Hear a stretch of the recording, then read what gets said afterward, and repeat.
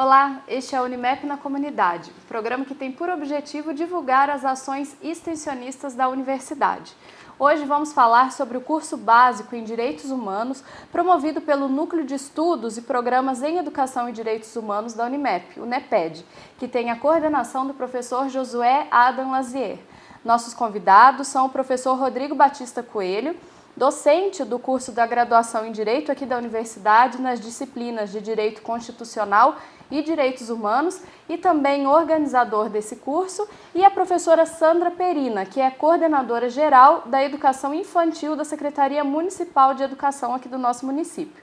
Sejam muito bem-vindos ao nosso programa. Obrigada. Para a gente iniciar a nossa entrevista, professor Rodrigo, você que faz parte aí da organização desse curso, conta para a gente como surgiu a ideia de organizá-lo, né? Como surgiu o curso? Uma boa tarde a todos que nos assistem, a Daniela, né, que conduz aqui a entrevista, e a colega Sandra, que representa a Secretaria Municipal de Educação aqui do município de Piracicaba. Na verdade, o curso é oriundo da extensão universitária, ele é gerido no âmbito do NEPED, do Núcleo de Direitos Humanos, como você mesmo mencionou, e eu tive a incumbência de organizá-lo a pedido do nosso coordenador, o professor Josué. E esse curso nasceu de uma demanda da Secretaria Municipal de Educação aqui do município de Piracicaba de capacitar os professores da rede em torno dessa temática relacionada a direitos humanos. E foi, então, a partir daí que eu construí um cronograma com a previsão de conteúdos, muitos dos quais são conteúdos que eu já utilizo na minha docência aqui na casa, para os alunos de nono semestre, para que fosse possível propiciar uma visão geral do curso. E, na sequência, temos alguns conteúdos específicos que levam em conta, às vezes, alguma demanda da atuação do professor no seu cotidiano de sala de aula. E ele nasceu, então, desse momento de buscar uma capacitação para os professores, e ele é distribuído em 30 horas, uma carga horária de 30 horas, que compõe, num primeiro momento, uma explanação geral do que vem a ser direitos humanos, o histórico dos direitos humanos, uma definição, evolução, até abordarmos as dificuldades na concretização de direitos humanos, e depois passamos para alguns temas específicos. E, nesses temas específicos, temos a participação de professores da casa e também professores externos, que vêm aqui para nos brindar com conteúdos dos mais variados. Então, esse é, mais ou menos, o histórico do início do curso.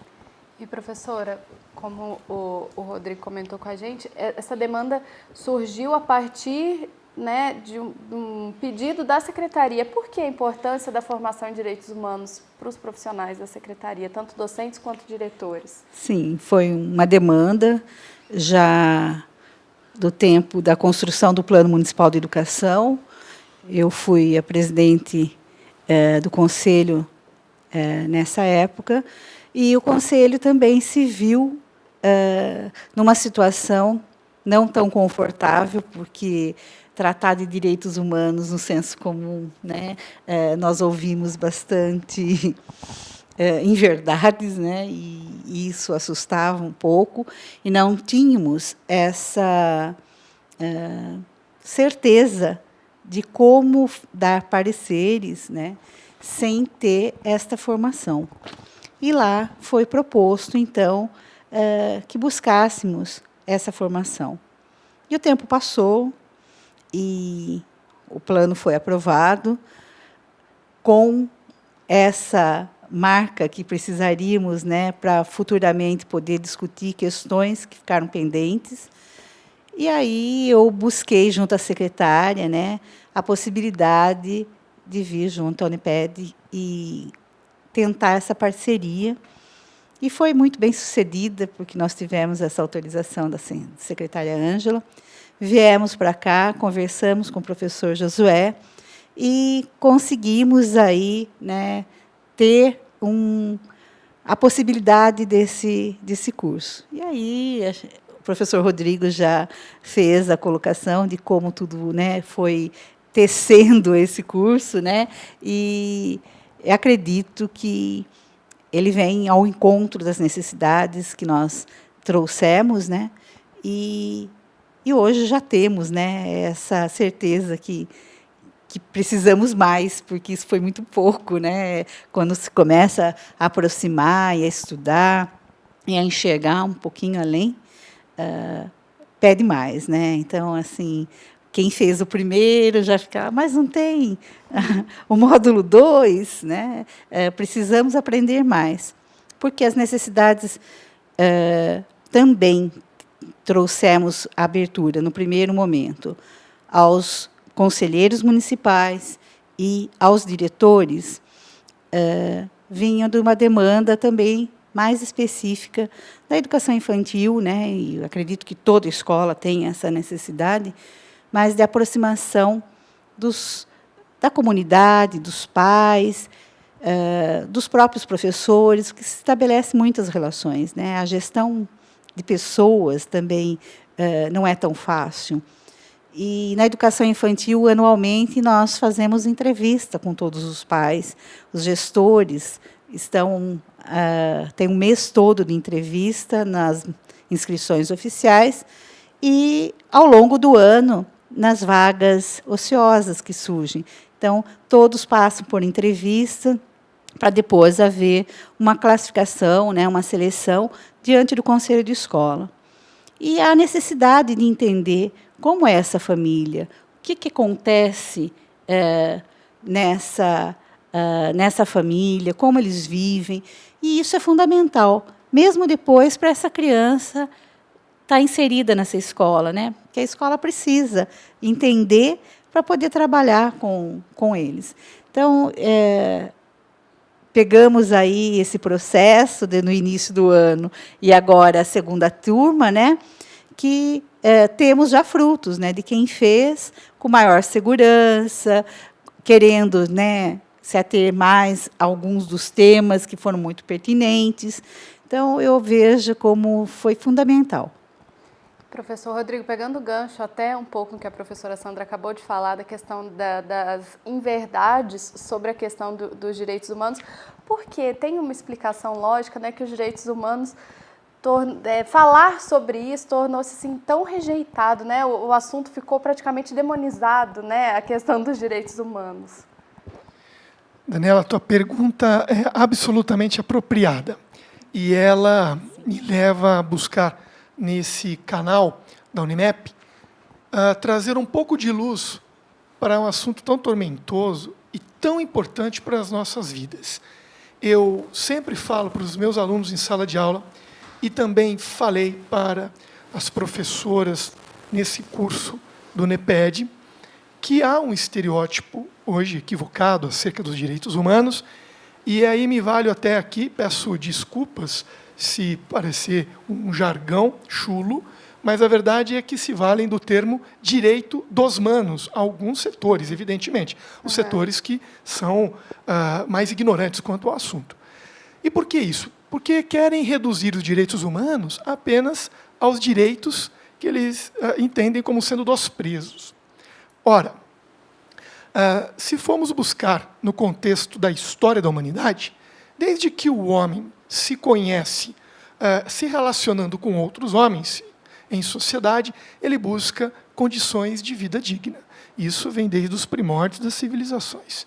Então, uma hora o homem estava lutando contra o arbítrio do rei, o absolutismo, ou um pouco antes até, dentro dos contextos da antiguidade e de tudo aquilo que nós já sabemos, que a história mostra, de abusos, de violações a direitos, de regras que eram destinadas para apenas minorias privilegiadas, e depois você tem todo um caminhar da história, você tem o período de luta contra o absolutismo, a busca pela liberdade, que passa necessariamente depois por entender o que foi a Revolução Francesa, o Iluminismo, é isso que a gente traz para também o curso, nos dois primeiros, faço um parênteses aqui, os dois primeiros encontros, eu é que tenho a palavra fazendo um histórico dos direitos humanos, e dando uma ideia geral, teórica, sobre toda essa evolução, a definição, e falando dos sistemas que nós temos hoje, tão bem elaborados, de proteção de direitos humanos, ligado à ONU, no âmbito global, e ligado à OEA, no âmbito regional, aqui nas Américas. Mas voltando um pouco ao estereótipo. Então, você vai analisar que o homem sempre esteve buscando uma melhoria de vida, contra o arbítrio, contra a violência, buscando respeito a direitos básicos. Isso depois vai se desdobrar após a Revolução Francesa, o Iluminismo, já com uma ideia mais firme de liberdade, que foi um dos lemas da Revolução Francesa. Isso vai se desdobrar na Revolução Industrial e depois um outro cenário se coloca, que é a luta do proletariado, a busca de condições dignas de trabalho, de melhores condições relacionadas a direitos sociais. Então, você tem a busca por saúde, educação, previdência, são os direitos chamados de segunda dimensão ou geração, que tem por valor maior a igualdade. E a igualdade material, a igualdade substancial, porque a igualdade formal, que foi buscada na geração anterior, quando a liberdade era a grande tônica, não deu conta de responder às demandas da população. E depois você caminha para o cenário atual com os direitos de terceira dimensão, ligados à solidariedade, são os direitos difusos e coletivos, que são direitos mais recentes. Mas eu tento desmistificar isso, dizendo que os direitos humanos são inerentes a qualquer pessoa humana. Todos somos humanos. Né? Todos somos humanos, né? A pessoa que não quer ser titular de direitos humanos, então tem que renunciar à condição humana. Isso é impossível. Os direitos humanos possuem duas características importantes. Primeiro, a universalidade. A universalidade pressupõe que são direitos aplicáveis a qualquer pessoa indistintamente. E aí se aplica a nós, e também a quem está preso, porque basta a condição humana. Só que querem utilizar, às vezes, a fala de um representante da OAB de Direitos Humanos ou de uma organização de direitos humanos que dá uma entrevista quando ocorre uma rebelião, quando ocorre alguma questão envolvendo prisão, envolvendo violência. Mas ele está ali como representante do organismo para garantir que o direito humano será preservado. Isso não significa, longe disso, que a pessoa não vai responder pelos seus atos. Ao contrário, ela precisa, porque ao não responder pelos seus atos, há uma violação, há uma série de tratados de direitos humanos, porque ele precisa responder, e a impunidade é totalmente combatida, ela precisa ser combatida. Então, os direitos humanos, eles apenas querem fiscalizar o cumprimento de direitos que são de todos. E um outro traço importante, que é o da contemporaneidade, sobretudo após a Segunda Guerra Mundial, porque os direitos humanos hoje são, sem sombra de dúvida, direitos do pós-guerra. Após todos os horrores do nazismo, dos regimes totalitários pela Europa, e o quanto o mundo pereceu com a violência marcada na Segunda Guerra, é que os países passaram a se unir em Nações Unidas, e a ONU é formada a partir de 1945, com a Carta das Nações Unidas, e a Declaração Universal dos Direitos Humanos vem em 1948. E a declaração, como nenhuma outra declaração internacional tinha feito antes, digo declaração dessa magnitude, como a Declaração Universal dos Direitos Humanos, ela insere no seu catálogo também os direitos econômicos, sociais e culturais como direitos humanos, e não só mais direitos ligados à liberdade. Então, esse fenômeno traz um outro traço característico hoje dos direitos humanos, que é a indivisibilidade. Não se pensa mais em direitos humanos só sob o prisma da liberdade. Hoje, direitos humanos pressupõem também a igualdade, ou seja, direitos sociais, que compõem saúde, educação, trabalho, previdência, alimentação, moradia e tantos outros, que nossa Constituição, no artigo 6, é prodigiosa em catalogar no seu rol de direitos sociais. E a educação, fazendo a ponte, para mim, inclusive, um dos maiores direitos fundamentais, é um direito fundamental por excelência. A partir da educação você consegue alçar a tantos outros direitos fundamentais. É tema até de um livro que eu tenho sobre direito à educação, e por isso que foi para mim tão prazeroso estar com essas colegas da Rede Educacional de Piracicaba. Então, é muito esclarecedor isso, professor Rodrigo, porque Hoje, né, as pessoas não saem desse senso comum e ficam replicando informações falsas, né? Agora, a gente vê a importância, com o testemunho da professora Sandra, de aplicar esse curso e levar para os docentes da escola. Olha como os direitos humanos vão atuar dentro daquela escola, da questão da relação com as famílias, né? Como é importante a gente discutir isso e a gente não tem a dimensão de que tudo isso seja direitos humanos. Realmente.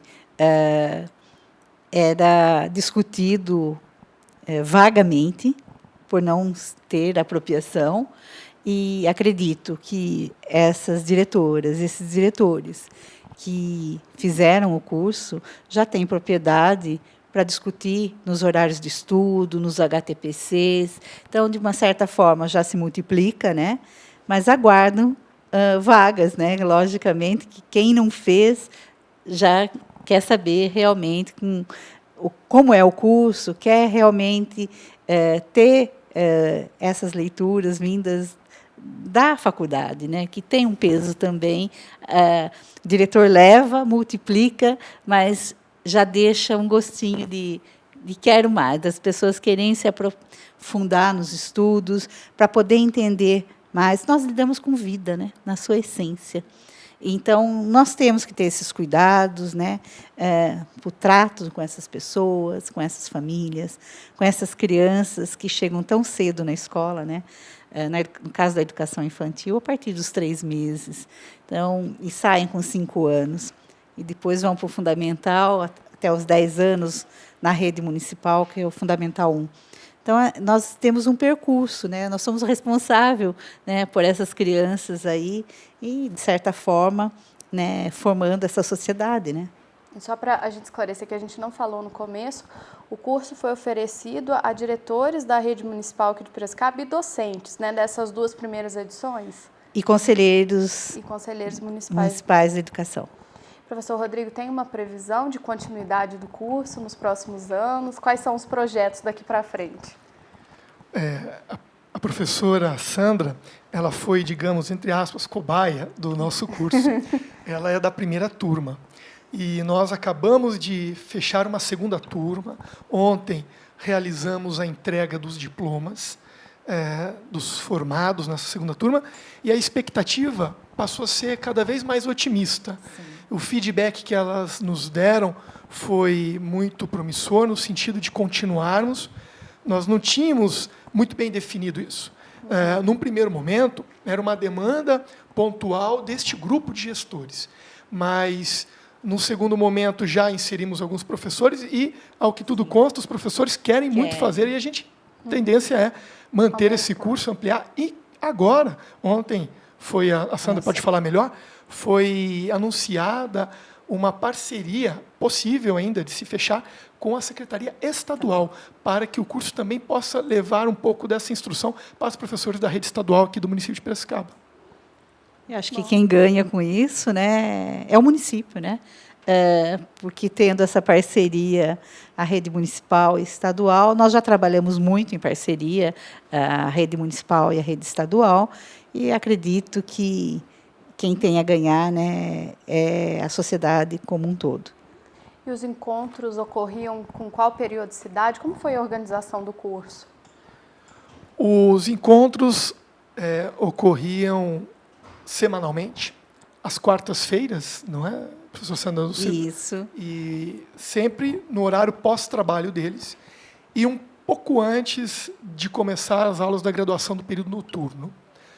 Mais ou menos 2 horas era a duração do encontro.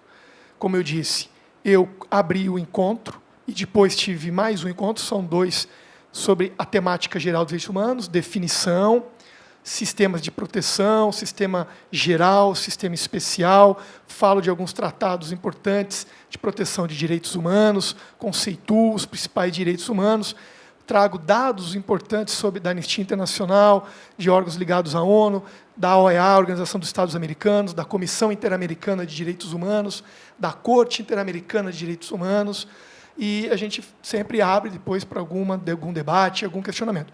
Na sequência, eu montei de modo, e foi avalizado pelo coordenador, de modo a propiciar discussões específicas de temas.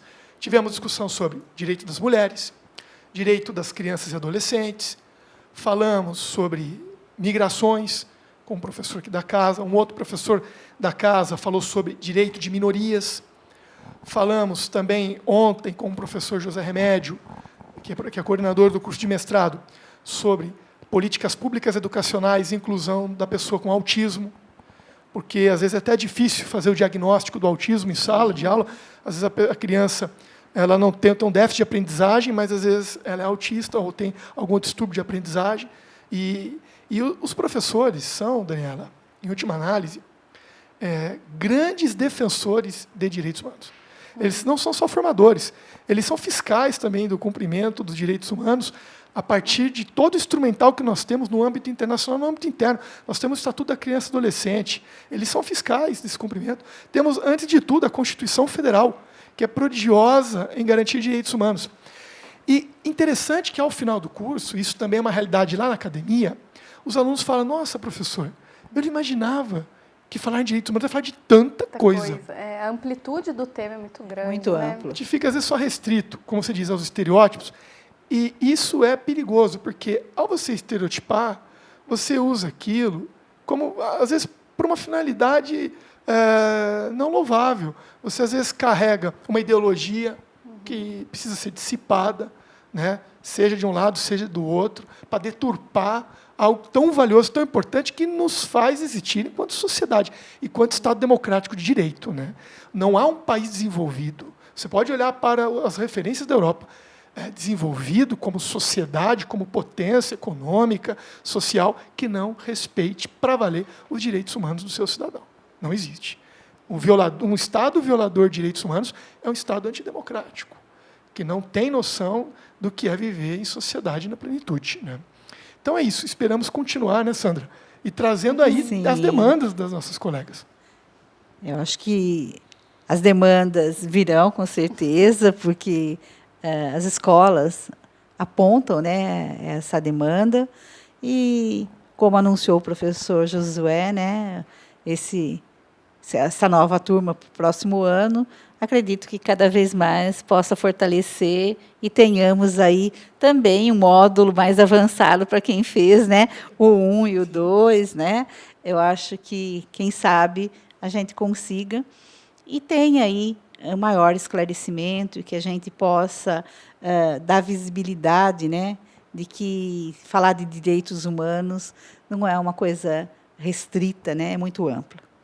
Professora, professor, você já falou um pouco sobre esse assunto, mas é difícil adaptar a linguagem do direito, a questão da legislação, ao pessoal da área da educação. Como ficou a mediação aí, essa interdisciplinaridade, né? Porque, a princípio, assustou na primeira turma, não era uma linguagem... não. Então, a professora Sandra já deu a resposta. O nosso juridiquês, né, que a gente brinca, às vezes pode assustar no primeiro momento. Mas acho que até quem é o operador do direito precisa ter esse cuidado de, dependendo do público, ter uma linguagem que seja transversal, uma linguagem que seja acessível. E eu procuro fazer isso também, sobretudo no início da graduação. Pessoas que acabam de sair do colégio e entram aqui na graduação precisam passar por um período de adaptação e procurar usar termos que são mais universais, mais acessíveis a todos. Essa foi a nossa perspectiva. Mas o professor fez isso, né? Que as nossas leituras acabam por outros caminhos e que você acaba não tendo esse contato, né, com as questões dos direitos mesmo.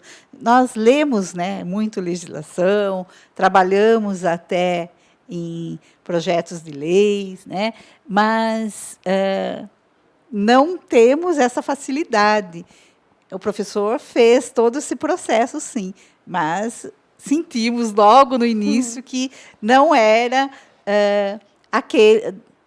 o tratado ali não seria, né, tão simples e que nós teríamos que realmente nos debruçar, teríamos que iniciar novas leituras com outros olhares, né?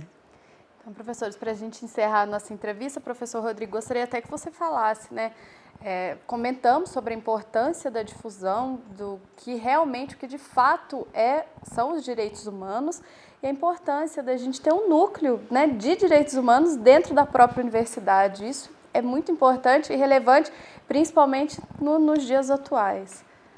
Exatamente, Daniela. A universidade precisa ser enaltecida em manter esse núcleo de estudo de direitos humanos, e fortalecê-lo é o nosso desafio e nossa missão cada vez mais.